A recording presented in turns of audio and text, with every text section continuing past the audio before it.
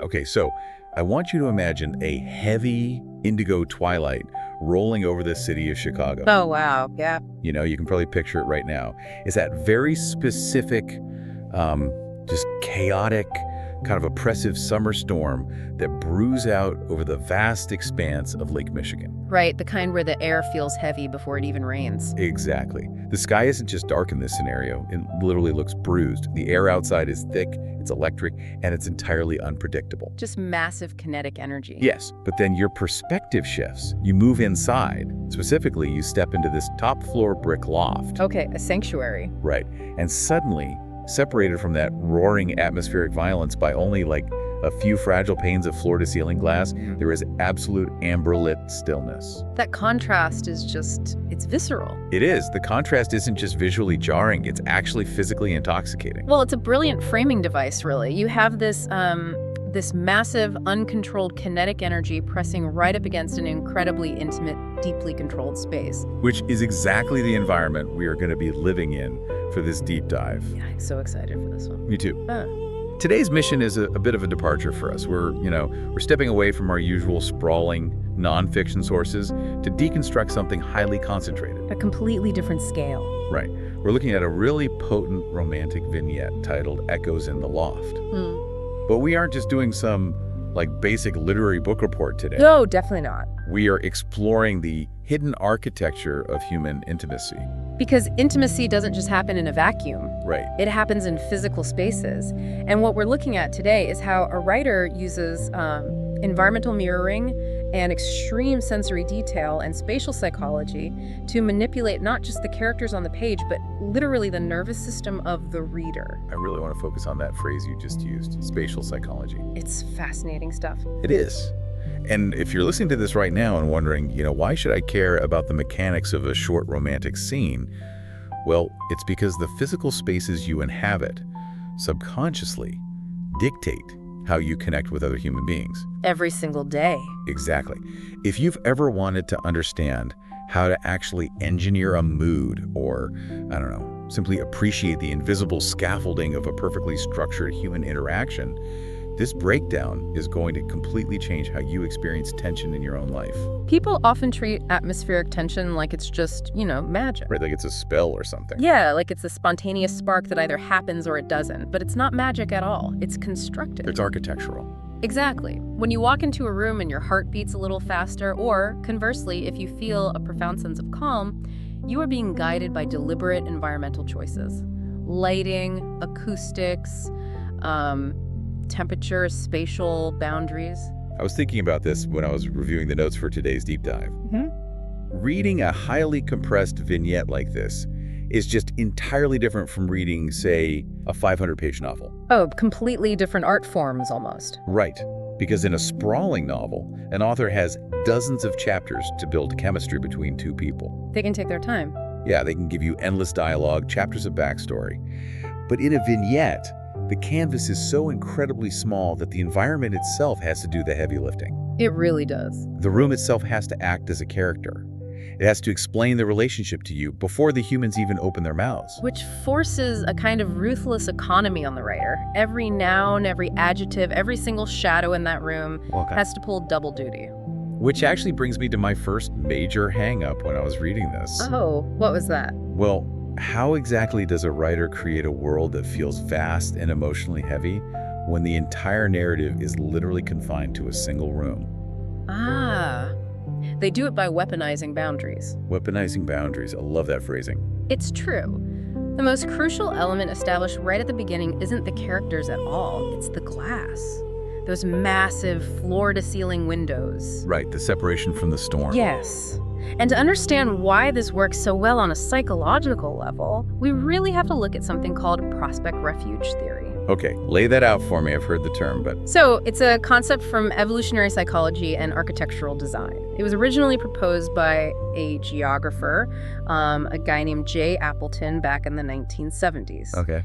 The theory essentially argues that human beings feel the most secure and the most aesthetically pleased in environments where they have a broad, unimpeded view of their surroundings. Which is the prospect part. Exactly, that's the prospect.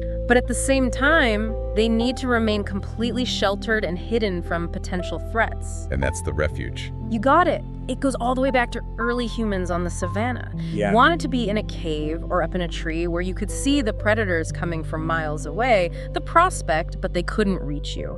The refuge. Wait, okay. But does a glass loft in the middle of a massive modern city really offer refuge? Because to me, standing in front of floor-to-ceiling glass feels incredibly exposed. Like a fishbowl. Exactly, you're practically on display. Well, normally, yes, you would be exposed, but in this scene, you have to factor in the storm and the altitude. Oh, right, they're on the top floor. Which immediately removes them from street-level observation. Nobody's looking in.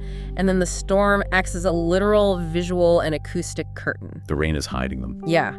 The torrential rain outside creates this veil that nobody can see through. And simultaneously, the thunder is drowning out the noise of the city. So the glass allows them to witness the chaotic prospect of the indigo storm, but the physical reality of the loft provides an impenetrable refuge. Precisely. So they get all the thrill of the danger. With zero actual risk. Exactly. And that thrill isn't just abstract, it's physiological. Think about it.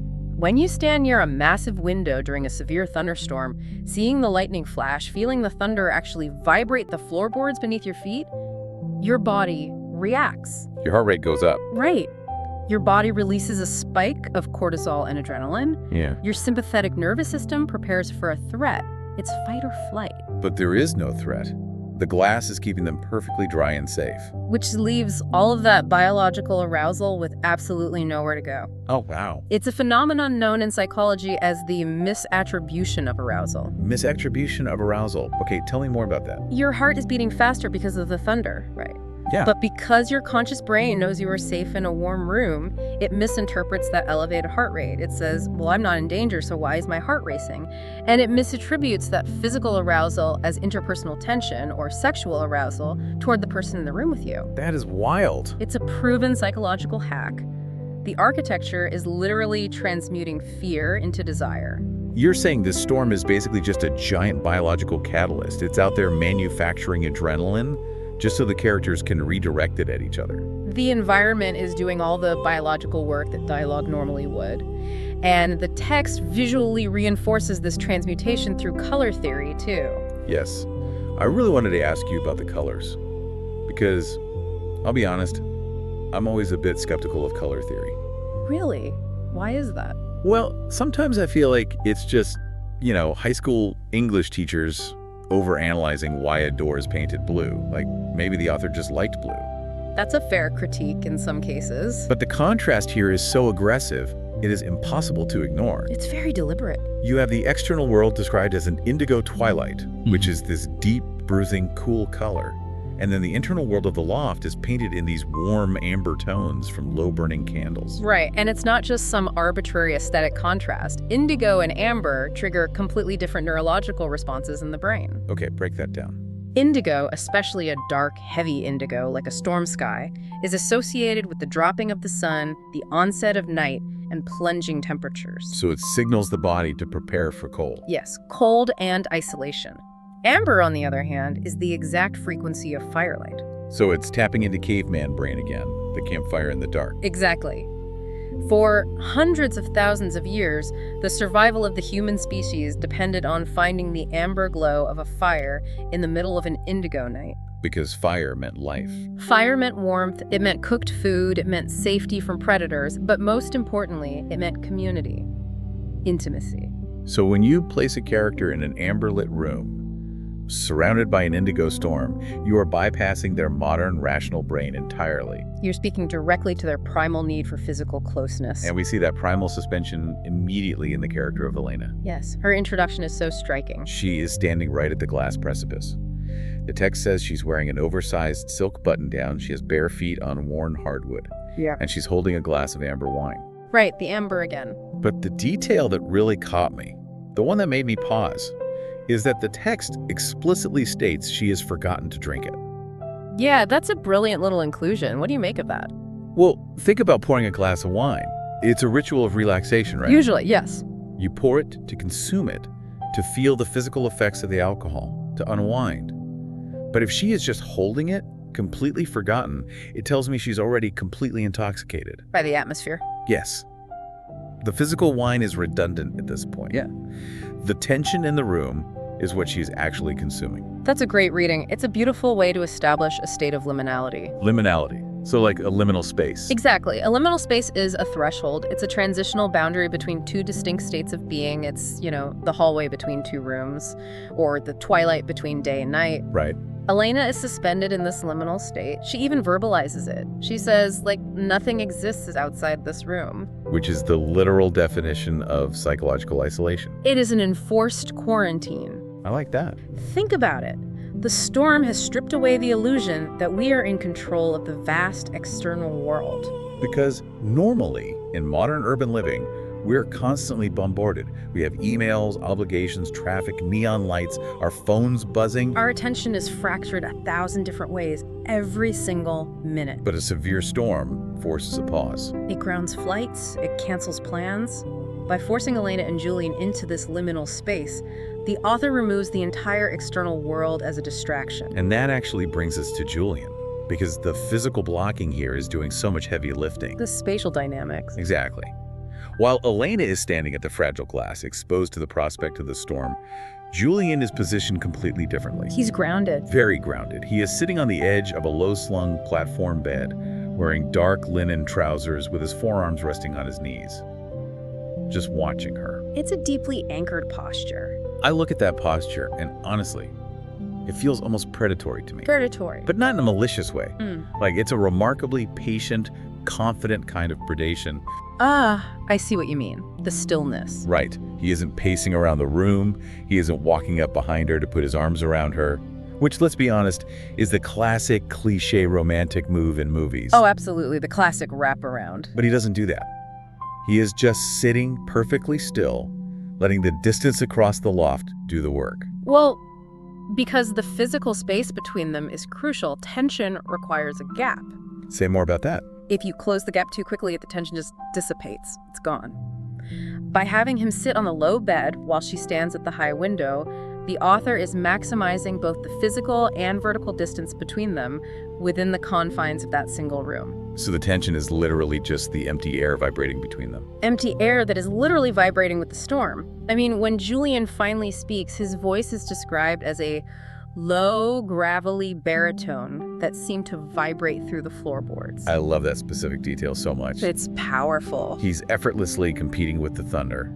The storm outside is vibrating the glass, but his voice inside is vibrating the floor. He's claiming the internal acoustic space. Which signals a massive shift in the narrative structure. It really does. Because, up to this point, we've established this visually stunning, almost cinematic, wide shot. We have the colors, the architecture, the acoustics. A whole setting. But a story can't survive purely on atmosphere. To move from the psychological to the physical, the author has to collapse that distance. We have to transition away from the visual realm and plummet into the deeply tactile. And this transition is where the writing gets incredibly surgical. It does. Elena finally turns away from the glass and walks toward the bed. And as she approaches him, the author does something fascinating. The dialogue completely drops away. Total silence. Julian doesn't say a word. He just reaches out. But he doesn't grab her waist or her hand or, pull her in by the hips. His hand wraps gently around her ankle. The geography of touch is a language all its own, and the ankle is a highly specific, deeply intentional choice by the author. See, I found it almost jarring at first. Really? Why jarring? Out of all the places to initiate contact, the ankle feels, I don't want to say subservient, but it's just so low to the ground. It feels unusually vulnerable. Why wouldn't he reach for the waist? Because grabbing the waist is presumptuous. Presumptuous. Yes. It's a demanding gesture that forcefully pulls a person into your personal space. The ankle, on the other hand, is foundational. It bears the entire weight of the human body. That's true. By gently wrapping his hand around her ankle, his thumb tracing the bone, he is physically arresting her forward momentum. He is stopping her in her tracks, but he isn't pulling her. He's offering an anchor. Exactly, an anchor. Yeah. And look at the verticality of the scene again. Good. She is standing up, he is sitting low on the edge of the bed.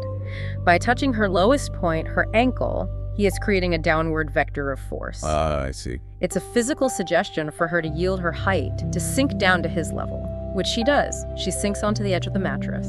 It's complex choreography, completely disguised as simple affection. And the moment she sits down, the sensory landscape of the story radically narrows. The camera zooms way in. Exactly. We aren't looking at indigo storms or amber lofts anymore. The author forces us to focus on microscopic friction. The text highlights the specific contrast of his warm, slightly rough palm against her smooth skin. Well, sensory writing absolutely requires friction to create feeling. I was wondering about that specific word choice, because up until this exact moment, everything associated with Elena has been impossibly soft. Very soft. The silk, the wine. Right, she's enveloped in this oversized silk shirt, she's drinking sweet amber wine, she's walking barefoot on smooth hardwood. It's a literal cocoon of softness. So the explicit mention of his rough palm almost feels like a deliberate intrusion. It is a vital intrusion. Really? Yes, if everything in a scene is silk and smooth skin and soft rain, the sensory palate goes numb. Oh, I hadn't thought of that. It's a biological phenomenon called sensory adaptation. Sensory adaptation. Think about it like this. If you walk into a bakery, you smell the fresh bread intensely for the first minute, right? Oh yeah, it's overwhelming. But after 10 minutes of standing in line, you don't smell it at all. That's true. It just fades into the background. Your brain is wired to tune out constant, unchanging stimuli. So you need the abrasive element to wake the nervous system back up. Yes. You need the rough palm against the smooth skin. You need the gravelly voice against the quiet room. You need the sudden crack of thunder against the steady, monotonous hum of the rain. The roughness gives the smoothness meaning. Exactly. It provides the neurological contrast required for the reader to actually feel the touch. It's the tactile equivalent of the amber light clashing with the indigo sky. Precisely. Contrast is the engine of the entire scene. It really is. And speaking of connection, once she sits, Julian leans in, and they do this thing where they rest their foreheads together for a long, quiet moment. Such a great moment. When I read this, the very first image that popped into my head was a tuning fork. A tuning fork. That's an interesting, almost mechanical analogy for such an intimate moment. Well, hear me out. Think about how a tuning fork actually works. You strike it, and it vibrates at a very specific frequency. Right. And if you press the base of that fork against a solid object, like a wooden table, suddenly the entire table adopts that exact vibrational frequency. It resonates. Okay, I follow. Resting their foreheads together felt like a human tuning fork moment to me. Two separate biological instruments physically touching their most vital, fragile structures, the skull, the brain, to align their frequencies before a really complex symphony begins. I love that. And that is actually incredibly accurate to the neurobiology of co-regulation. Co-regulation? Yeah, when two humans bring their heads into direct, undefended proximity like that, they are engaging the vagus nerve. The vagus nerve. Yeah. Wait, is that the one that controls the parasympathetic nervous system? Yes, exactly. The vagus nerve helps regulate heart rate, breathing, and your overall emotional state. When you rest your forehead against someone you trust, your bodies literally begin to sync their heart rate variability. You're kidding. No, you actually start breathing at the exact same pace. It's an involuntary physiological mechanism for ensuring that both people are on the exact same wavelength. That is so cool. And in that shared breath, the author unleashes the olfactory profile of this scene. The sense, yes. This part was so evocative, but I really want to know why it works so well. It's a masterstroke. They breathe each other in, and the text gives us this very specific blend. The scent of rain, cedarwood, and warm skin.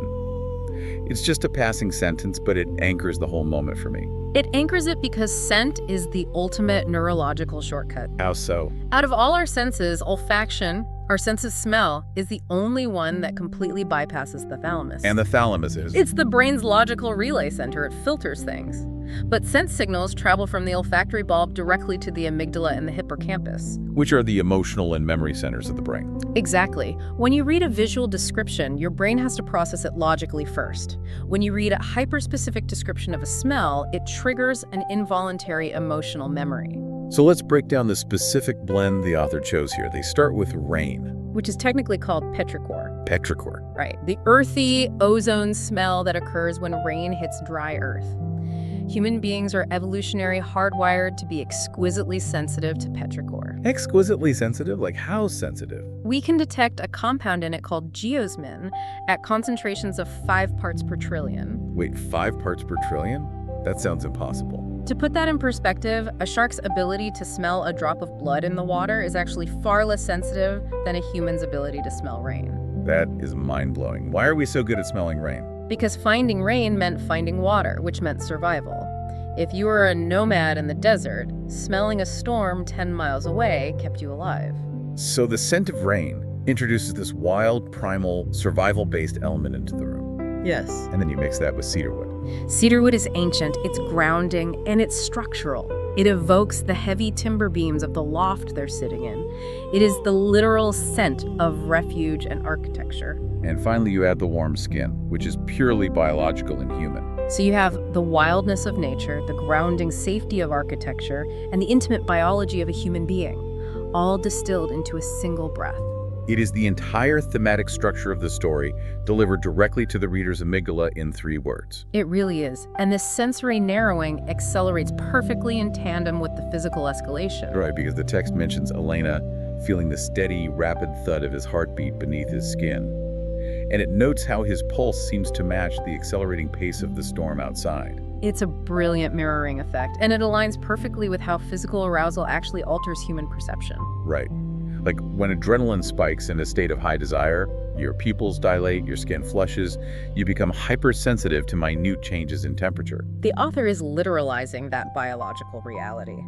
As the character's arousal increases, the narrative's depth of field completely collapses. We aren't looking at the wide shot of the city skyline anymore. No, we are looking at the millimeter of space between 2 bodies. We are feeling the microscopic texture of a palm. The storm outside ceases to be a visual backdrop and basically becomes a metronome for their physiological response. It's like the entire universe has condensed into the center of that bed. Which perfectly propels us into the climax of the scene, both structurally and emotionally. The physical boundaries completely dissolve here. They do.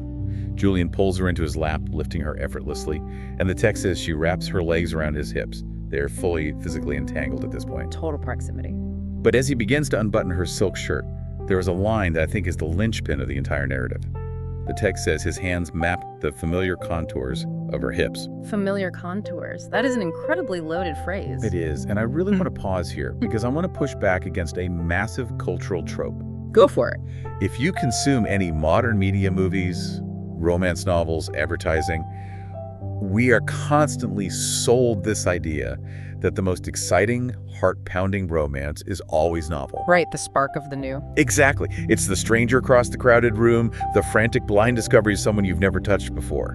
But that is explicitly not what is happening here. No, it's the exact opposite of frantic discovery. The author describes their intimacy as a language built on knowing exactly how to make the other yield. That's a great line. I read that and thought, you don't know how to make a stranger yield. You might guess, you might stumble into it.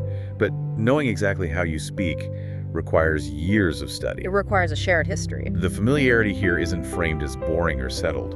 It's framed as being infinitely more intense than novelty could ever be. And there is a profound neurochemical difference between the spark of a new connection and the deep burn of a long-term attachment. Okay, let's get into the neurochemistry. Novelty is driven primarily by dopamine and norepinephrine. It's erratic, it's highly exciting, but it is inherently unstable. It's essentially the biological equivalent of a sugar rush. Right, it burns hot and fast and then it's gone. But long-term intimacy, the mapping of familiar contours, is governed by oxytocin and vasopressin. But even more than the hormones, it involves the actual physical rewiring of the brain. The brain physically changes. Yes. When you intimately know someone over a long period of time, the neural pathways associated with that specific person develop thicker myelin sheaths. Myelin sheaths. It's an insulating layer around your nerves. The thicker the myelin, the faster the electrical signals travel. So the electrical signals of pleasure and recognition travel faster and much more efficiently with a long-term partner. Wow. The author is describing a neurological efficiency that novelty simply cannot achieve. So the idea that long-term relationships somehow lose their heat is biologically flawed, at least in this specific context. Completely. When you have a shared history, you have the luxury of pacing. Which we see in the text. It describes their movement as a synchronized dance of heat and friction. And synchronization implies practice. It implies a deeply established rhythm. It says they were unhurried but deeply passionate. Because there's no insecurity driving them to rush. When you are with someone brand new, the frantic energy is often born out of anxiety. Anxiety. Sure. Sure, you rush because you don't know if the connection is real or if it will hold or if they'll change their mind. Oh, that makes so much sense. When you possess the confidence of deep intimacy, you can utilize delayed gratification. You can prolong the pleasure until it feels almost unbearable, which sustains the narrative tension far longer than a frantic encounter ever could. They know they have all night. Exactly. The storm isn't going anywhere. It's just a masterclass in pacing. Yeah. But here is where the author brings the physical environment back into play in a way that just completely blew my mind. The cold air. Yes. The characters move to the center of the bed. They're tangled in these heavy linen sheets. They're generating immense physical heat. And then the author introduces this crucial detail. The cool air from the cracked window brushes against their bare skin. This is perhaps the most brilliant use of sensory writing in the entire vignette. It is a literal lesson in applied thermodynamics. Thermodynamics. Okay, I need you to break this down, because as a reader, the moment I read about the cold air, I actually felt the burning heat of the scene more intensely in my own body. How does cold make you feel hot? To understand why this literary device is so effective, we really have to look at how the human nervous system perceives temperature. Okay, I'm with you. Your human thermoreceptors, specifically the TRPM8 receptors for cold and the TRPV1 receptors for heat, do not measure absolute temperature very well. What do you mean by that? Like, we can tell if a room is 70 degrees or 90 degrees, right? We can roughly gauge ambient temperature, sure, but what our skin actually feels with acute sensitivity is the rate of heat transfer. The rate of heat transfer. Think about it like this. It's why a metal doorknob feels freezing cold to the touch, while a wooden door in the exact same room feels neutral. Right. Even though they're in the same room, so they have to be the exact same temperature. Exactly. The metal isn't actually colder, it's just a better conductor, so it pulls the heat out of your hand much faster than the wood does. Oh, wow. You aren't feeling the cold of the metal, you are feeling the heat leaving your own body. Okay, I am tracking with you. That's fascinating. So in this scene, you have two bodies engaged in intense physical exertion, trapped under heavy linen sheets. They are generating massive amounts of body heat. Right. If the author just spent paragraph after paragraph describing how incredibly hot they were, the reader would quickly habituate to the description. It would become monotonous. Like the sensory adaptation with the silk and the rough palm earlier? Exactly. You need thermodynamic contrast.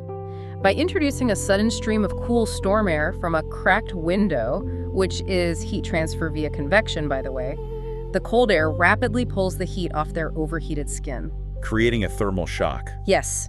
And ironically, the rapid loss of heat makes the internal burning furnace of their bodies feel drastically more intense by contrast. It is astonishing. By bringing the frigid storm directly onto their naked skin, the author magically makes the reader feel the fire. It's sensory manipulation at its finest. It's like eating something incredibly spicy and then drinking a sip of ice water. The contrast makes both extremes hyper-vivid. And it flawlessly integrates the external world back into the internal narrative. The storm isn't just an acoustic backdrop anymore. No, it's physically reaching into the room and touching them. The friction of the scene is no longer just skin on skin. It's the chaotic, freezing storm colliding directly with the controlled, burning sanctuary. It creates this beautiful crescendo. I think the line is, every sigh, every whispered word against the skin, and every tightly gripped hand became part of the symphony of the night. Like perfect crescendo. But every crescendo eventually has to break. The tension has to find a release. Which brings us to the aftermath, the resolution of the narrative arc. And true to form, the author achieves this resolution not through dialogue, but by completely transforming the visual and atmospheric space we established at the very beginning. The vignette jumps forward, it's hours later, the text tells us the storm has passed, and immediately the entire sensory palette shifts. It says the world is quiet and clean-scented. Think about the massive contrast from the opening scene. It's night and day. We started with a palette thick with pressure, the bruising indigo sky, the heavy amber light, the aggressive neon bleed from the city. The air was electric, smelling of dirt and rain and ancient wood. And now we are in a pale, silvery, clean-scented world. The oppressive amber is just gone. The bruising indigo has completely vanished. The external weather is strictly mirroring their internal emotional state. The atmospheric pressure has broken in the sky, just as the physical and emotional tension has broken between Elena and Julian. The storm served its purpose. It was the catalyst. It was the high-pressure system needed to force them together. Now that the passion has found its release, the storm has exhausted itself as well. What we are witnessing now is the refractory period. Explain the refractory period, because the physical come down here is so palpable on the page. Physiologically, the refractory period following intense physical intimacy is characterized by a massive neurochemical shift. The crash after the storm. Exactly. The adrenaline and cortisol that were spiking during the buildup completely crash. In their place, the brain is flooded with a massive wave of oxytocin, prolactin, and serotonin. And what does that cocktail do? It induces a state of profound lethargy, safety, and deep emotional bonding. Your muscles literally lose their tension, you feel heavy, grounded, and entirely relaxed. And the text visualizes this slow, heavy passage of time beautifully without ever actually looking at a clock. The author simply notes, the candles had burned down to pools of wax. It's an organic clock. It measures time not in minutes, but in entropy. It's brilliant. The solid, structured wax of anticipation from the beginning of the evening has completely liquefied and pooled out. Perfectly mirroring the characters. Yes, mirroring the way their own physical and emotional boundaries have dissolved into each other. It's a quiet, devastatingly effective way to show that hours have just vanished into thin air. And look at the shift in the lighting, too. The artificial, urgent neon glow of the city that was bleeding through the glass earlier has been replaced by the pale, silvery light of the moon cutting through the clearing clouds. Silver moonlight feels so much cooler. It's calming. It's celestial rather than artificial. The urgency of the modern city has been washed away by the storm, leaving only this pure, natural illumination. And under this silvery light, we see a massive shift in the language of touch. Right. Elena is laying with her head on his chest, idly tracing his collarbone. And Julian has his arm wrapped securely around her, but he isn't grabbing her ankle or mapping her contours anymore. No, the intent of the touch has changed. The text says he is tracing slow, soothing circles on her bare back. This is a vital evolution. During the buildup, touch was a vehicle for escalation. Right. It was searching, gripping, arresting momentum. It was designed to build friction and heat. But tracing slow, continuous circles on someone's back is a gesture of biological regulation. It's almost maternal or paternal. It's just fiercely protective. It's a rhythmic, repetitive motion that directly stimulates the parasympathetic nervous system. It lowers the heart rate, deepens the breathing, and signals to the brain that the environment is completely safe. The text explicitly mentions that he is doing it to keep the chill of the night at bay, which I found incredibly profound. Oh, why is that? Because earlier, during the peak of their intimacy, the cool air from the window was this welcome thermodynamic contrast that intensified their heat. It was part of the thrill. Right, the thermal shocks. But now that the internal furnace is burning down into an afterglow, that same cool air is no longer a thrill. It's a chill that must be fended off. His touch transitions. Exactly. It goes from being a catalyst for passion to being a physical shield. He is regulating her body temperature. He is actively protecting her from the external environment. It's like they finally closed the drawbridge to the fortress. They are safe. The vignette ends with them falling asleep without words, perfectly anchored in the warmth of their shared universe. It's a stunning image to close on. It is. But it brings me to a question I really want to wrestle with before we wrap up today. What's the question? So we started this story with a violent gathering storm, and we ended with a peaceful, clean-scented world. Elena and Julian are safe in their shared universe. Right. But it begs a bit of a chicken and egg scenario for me. Okay. Is the storm just a dramatic, convenient metaphor that the author used to make the story look pretty?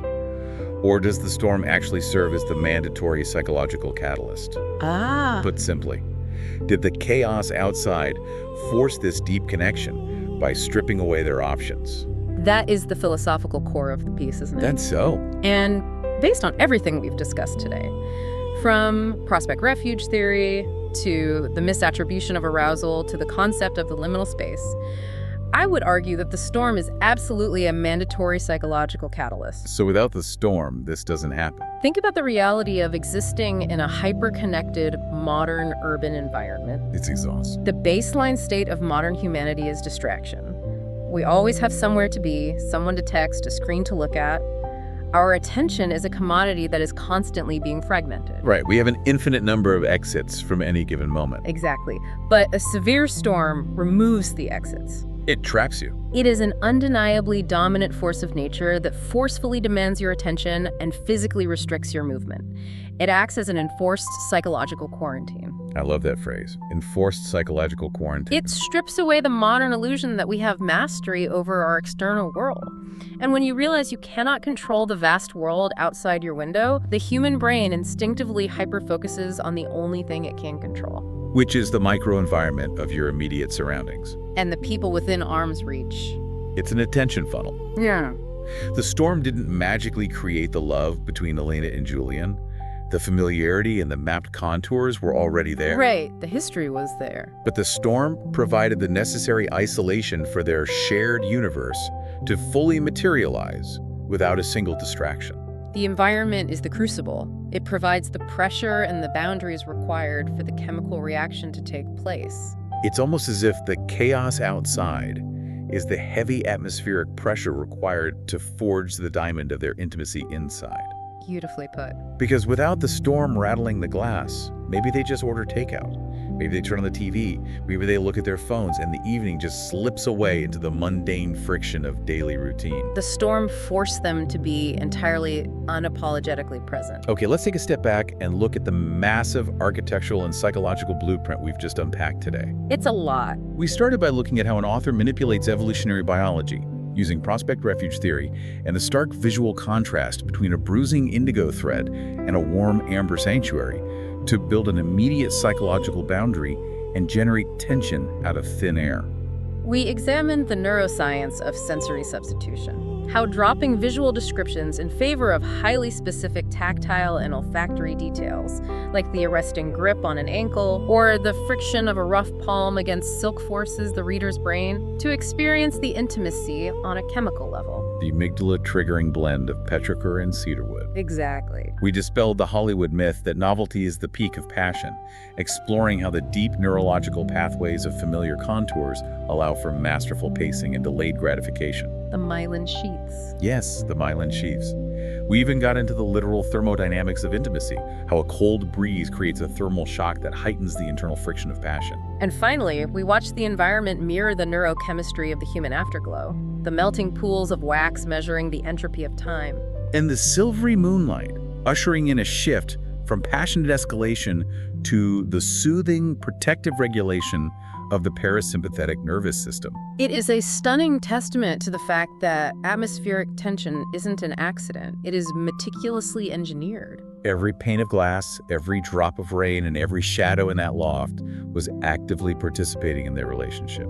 And I really want to stress that this isn't just a literary parlor trick for becoming a better reader. No, not at all. This has profound implications for how we live our daily lives. It is incredibly practical. We are constantly designing the sets of our own lives, whether we realize it or not. Right. Take a hard look at your own physical spaces. Think about the lighting in your living room or your bedroom. Is it a harsh overhead blue-toned glare that keeps your cortisol levels spiked and keeps you on edge? Or are you creating warm, amber pools of light that signal safety and invite vulnerability?